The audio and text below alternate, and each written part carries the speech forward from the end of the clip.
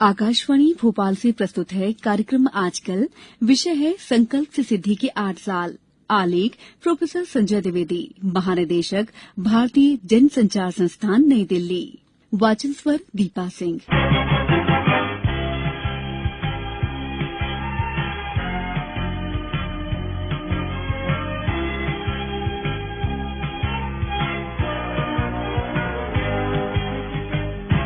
जीवन में जब हम बड़े लक्ष्यों की तरफ आगे बढ़ते हैं तो कई बार ये देखना भी जरूरी होता है कि हम चले कहां से थे, शुरुआत कहां से की थी। और जब उसको याद करते हैं तभी तो हिसाब किताब का पता चलता है कि कहां से निकले थे और कहां पहुंचे। हमारी गति कैसी रही, हमारी प्रगति कैसी रही, हमारी उपलब्धियां क्या रहीं। किसी सरकार के लिए पूर्ण बहुमत के साथ 8 साल का समय पूरा करना भी ऐसा ही पुनर्मूल्यांकन का समय है। लेकिन इसके लिए 2014 से पहले के दिनों को याद करना भी आवश्यक है। तब जाकर आज के दिनों का मूल्य समझ आएगा। वर्ष 2014 से पहले अखबार की सुर्खियों में किसकी बात होती थी, टेलीविजन चैनलों में किसकी चर्चा होती थी। आज वक्त बदल चुका है। आज चर्चा होती है सरकारी योजनाओं से मिलने वाले लाभ की। आज चर्चा होती है दुनिया में भारत के स्टार्टअप की। आज चर्चा होती है भारत के ईज ऑफ डूइंग बिजनेस की। आज चर्चा होती है भ्रष्टाचार के खिलाफ जीरो टॉलरेंस के साथ आगे बढ़ने की। आज चर्चा जनधन खातों से मिलने वाले फायदों की हो रही है। जनधन आधार और मोबाइल से बनी त्रिशक्ति की हो रही है। पहले रसोई में धुआं सहने की मजबूरी थी, आज उज्ज्वला योजना से सिलेंडर पाने की सहूलियत है। पहले खुले में शौच की बेबसी थी, आज घर में शौचालय बनवाकर सम्मान से जीने की आजादी है। पहले इलाज के लिए पैसे जुटाने की बेबसी थी, आज हर गरीब को आयुष्मान भारत का सहारा है। पहले ट्रिपल तलाक का डर था और अब अपने अधिकारों की लड़ाई लड़ने का हौसला है। 2014 से पहले देश की सुरक्षा को लेकर चिंता थी, आज सर्जिकल स्ट्राइक, एयर स्ट्राइक का गर्व है। हमारी सीमा पहले से ज्यादा सुरक्षित है।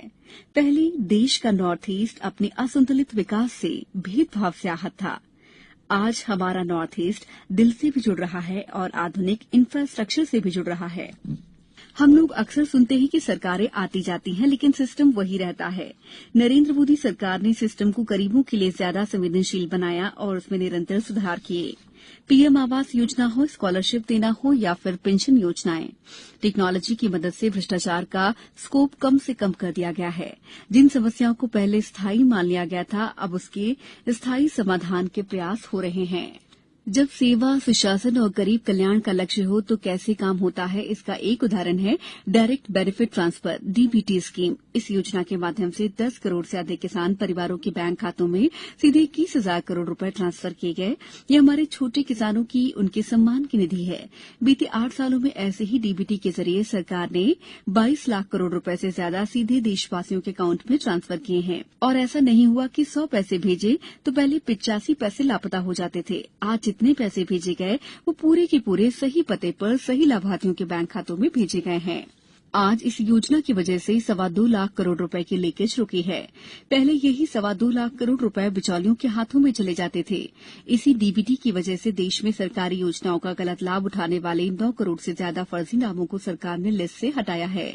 पहले फर्जी नाम कागजों में चढ़ाकर गैस सब्सिडी, बच्चों की पढ़ाई के लिए भेजी गई फीस, कुपोषण से मुक्ति के लिए भेजा गया पैसा, सब कुछ लूटने का देश में खुला खेल चल रहा था। अगर कोरोना के समय यही 9 करोड़ फर्जी नाम कागजों में रहते तो क्या गरीब को सरकार के प्रयासों का लाभ मिल पाता?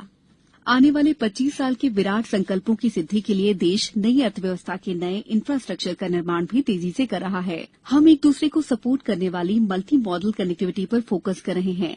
आज सरकार दुनिया का सर्वश्रेष्ठ डिजिटल इंफ्रास्ट्रक्चर बनाने पर फोकस कर रही है। देश भर में स्वास्थ्य सेवाओं के आधुनिकीकरण पर काम हो रहा है। Ayushman Bharat health infrastructure mission के तहत जिला और ब्लॉक स्तर पर क्रिटिकल हेल्थ केयर सुविधाएं तैयार हो रही हैं। हर जिले में एक मेडिकल कॉलेज हो, इस दिशा में काम चल रहा है।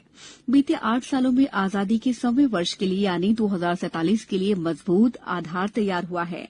इस अमृत काल में सिद्धियों के लिए एक ही मंत्र है, सबका प्रयास। सब जुड़े, सब जुटे और सब बढ़े, इसी भाव के साथ सरकार के साथ हम सभी को भी मिलकर काम करना है। आइए हम संकल्प लें कि हम सब नए भारत के निर्माण में अपनी सक्रिय भागीदारी निभाएं।